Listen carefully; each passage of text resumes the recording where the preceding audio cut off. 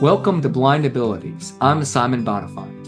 Since 1999, HIMS Inc. has been providing high-quality products and services to the blind and visually impaired community around the world. In 2024, they changed their name to Selvas BLV, and with a new name comes new updates, and Selvas BLV certainly has lots of updates to share. Join me live from the 2024 National Convention of the National Federation of the Blind in Orlando, Florida, as I catch up with Antonio Guimaraes and Earl Harrison from Selvas BLV. Sit back, relax, and enjoy my conversation live from the convention floor with Antonio and Earl from Selvas BLV.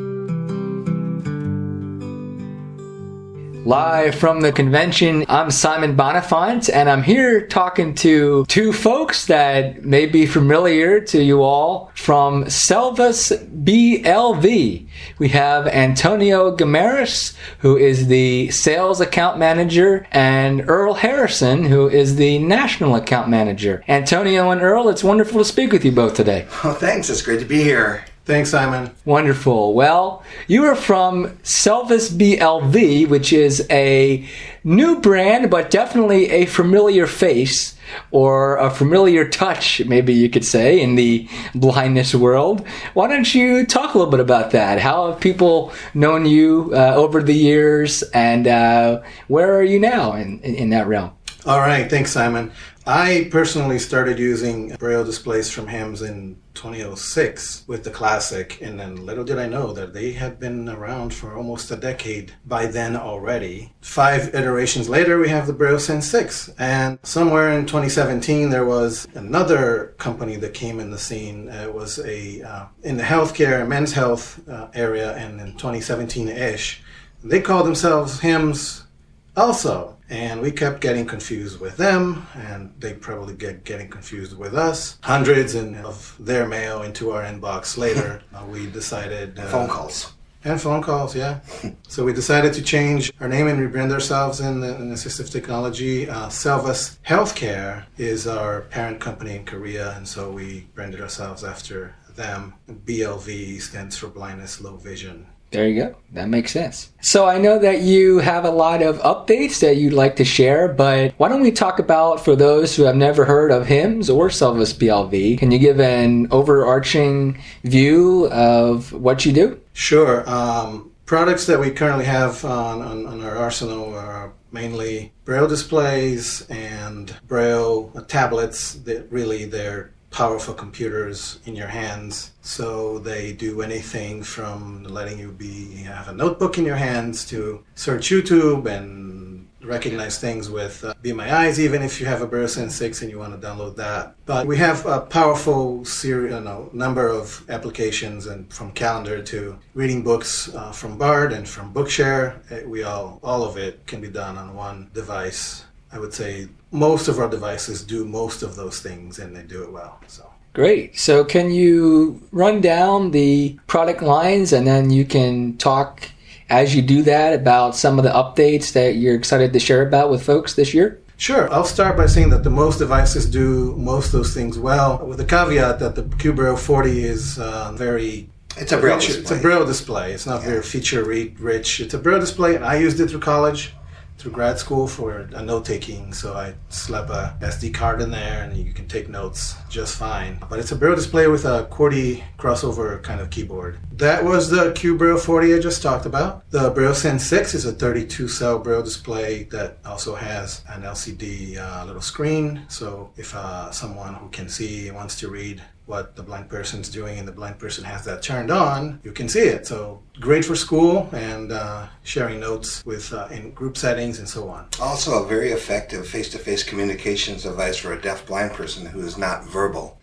So because we've got a feature called computer input mode that allows a sighted hearing person to plug in or connect via Bluetooth a QWERTY keyboard. The LCD display is turned on and the orientation flipped so the person could be sitting across from them. So the sighted hearing person can type on the keyboard and the BrailleSense knows that it's a QWERTY keyboard, so it just switches into computer keyboard mode. And the deafblind person sees that text on the Braille display in their chosen grade of Braille. And then when they start typing on the Braille keyboard, the same is true. They can type in contracted Braille, and the sighted hearing person just sees regular text on the LCD display. So not only can they go all day long just communicating back and forth like that, but at the end of that communication, they've got a transcript because it's done within the notepad. Okay, so that's one particular app, or that goes throughout other apps? No, if they want to use it in the note, generally they would use it in the notepad. Okay. It's a setting in the notepad that can be activated. And when you say face-to-face, it reminds me that the BrailleSense 6 and the Mini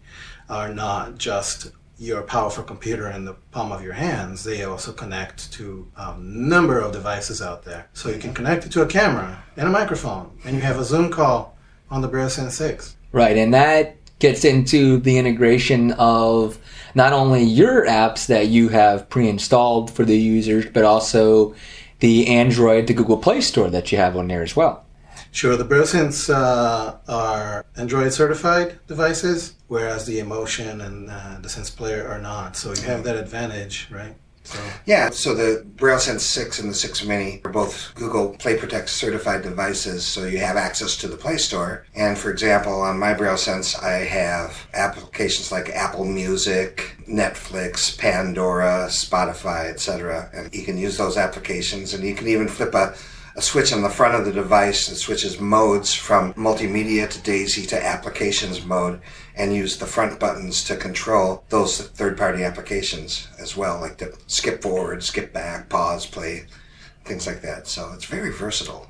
Very nice. And I'm sure that listeners will be happy to know that you recently had an exciting update to the Android version as well. You want to touch on that? Yeah, we've got, as recently as, 6 months ago or something, we jumped from Android version 10 to Android version 12. And of course now 14 is out. What we'd like to say is that at this point it's just a number, because moving forward, things developed for Android 14 will still work on 12, probably retroactively to version 8 of Android or version 9, and they'll probably still be viable in a few years. So what we'd like to say is that we have Braille first applications that really help to streamline those productivity and workflow tasks that take a little bit longer when using the accessible but not so user-friendly mainstream version. So for example, yes, you can use Google Drive, you can use OneDrive and Dropbox all as separate applications, and they are accessible, not exactly a fun user experience, but they're accessible. But what we've done is we've integrated it all into our own file manager, so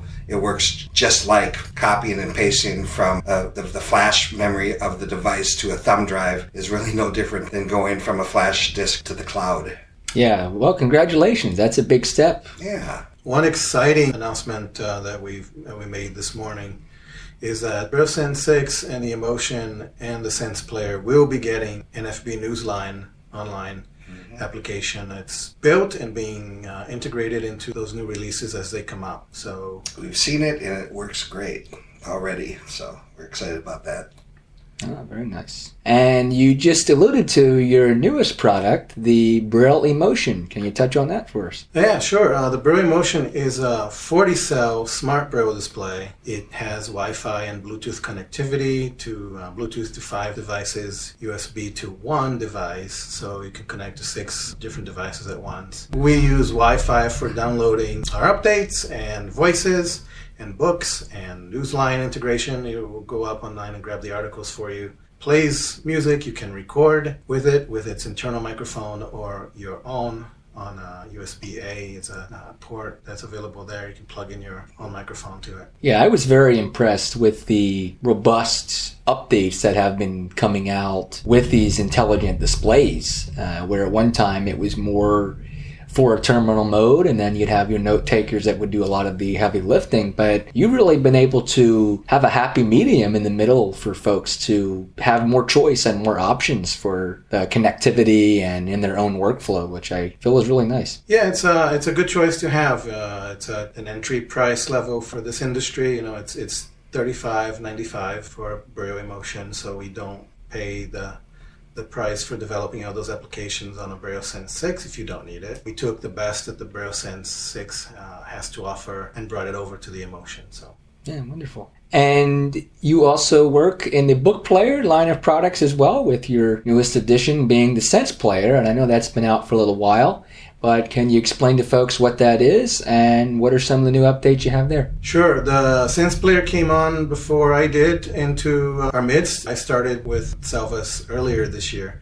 I think the Sense Play came out about a year and some ago. In fact, I think it was last year's conventions is when we first started shipping and rolling them out to consumers. Yeah, so I have one here with me, and I'll briefly describe it and just talk about what it can do. You have a telephone-style keyboard, both for input and moving through different features.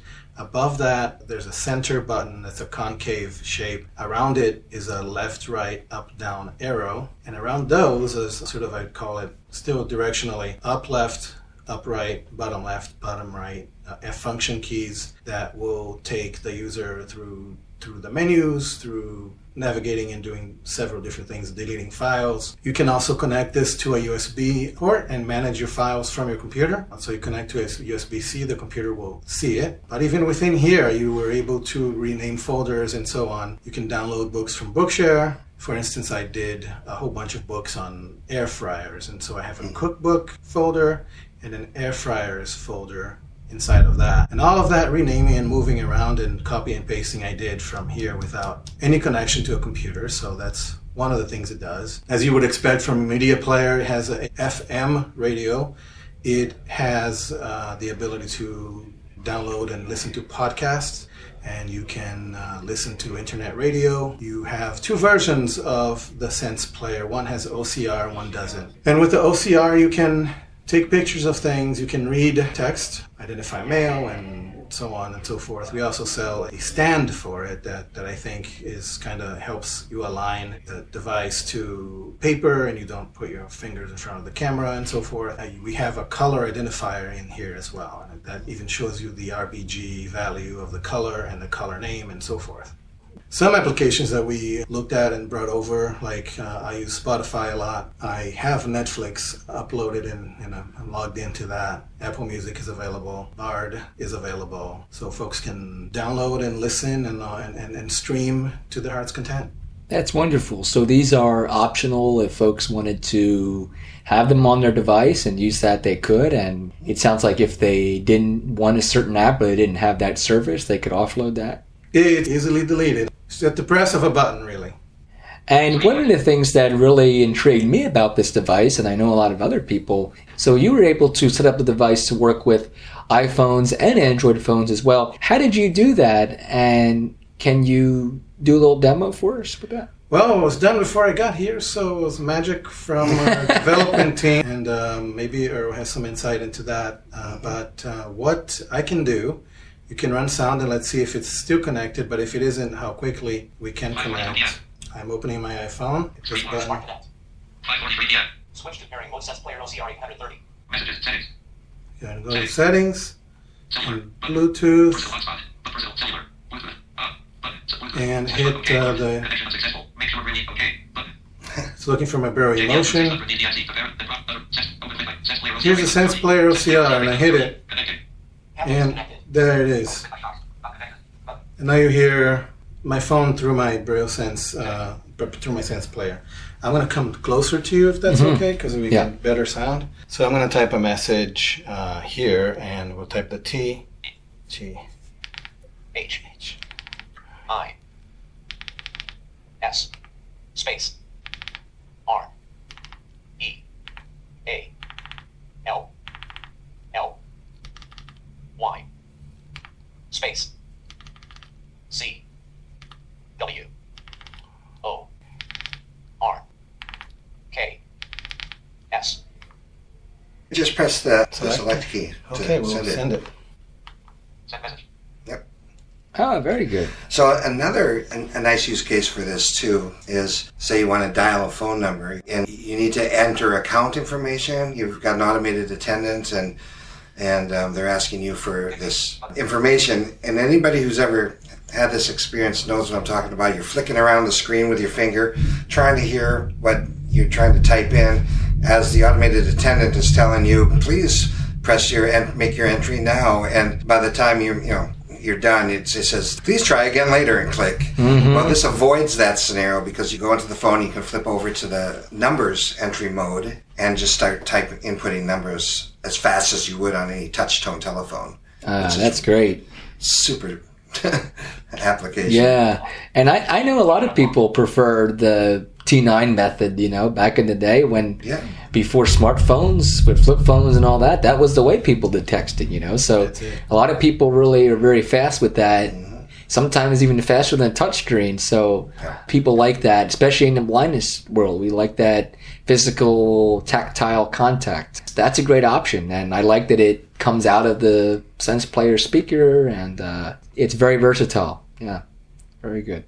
Well, do you have any other notable announcements or things you'd like to highlight about anything at Selvas today? Just wanted to thank everyone for listening, everyone for being a part of our family and our set of users, and you can visit us at selvasblv.com. That's S like Sam, E-L, V like Victor, A-S like Sam, BLV.com. Our phone number is 512-837-2000, and I would add that we have a superb tech support team there waiting for any of our current users' call for any of your tech support needs. So thanks for having both of us. Very nice. Well, Antonio and Earl, it was wonderful to be speaking with you about the great updates at Selvas BLV.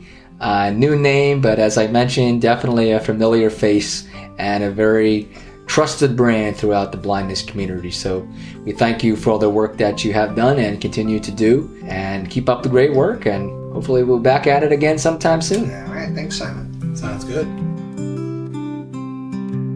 Thanks again to Antonio and Earl for taking the time to meet with me to share all of the exciting initiatives they're working on. Don't forget to visit the show notes if you'd like more information, and if you'd like to contact me directly, send me an email. I can be reached at sbonefant2@gmail.com. That's SBONENFANT, the number 2@gmail.com. Thanks again for listening, and have a wonderful day.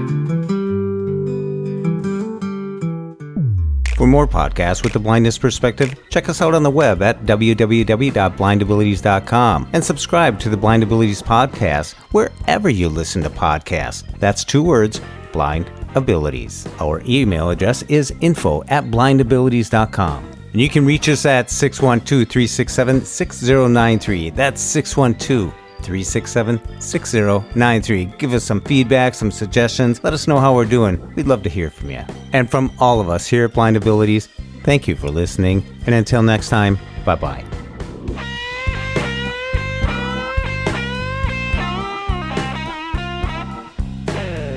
When we share what we see through each other's eyes, we can then begin to bridge the gap between the limited expectations and the reality of blind abilities. And the realities of blind abilities.